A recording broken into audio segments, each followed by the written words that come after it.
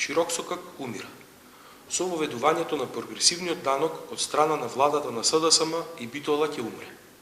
Во Битола во последниот период од неколку години посебно голем замав земаат програмерските фирми кои ги има во се поголем број и вработуваат голем број на млади, високо квалификувани луѓе. Воведувањето на прогресивниот данок ќе удри точно по нив. Најплатените професии во светот, а и кај нас, се професии поврзани со висока технологија и наука, а луѓето кои ги извршуваат не се најбогати, туку високо интелигентни млади лица, кои се нашите реални представници пред целиот свет.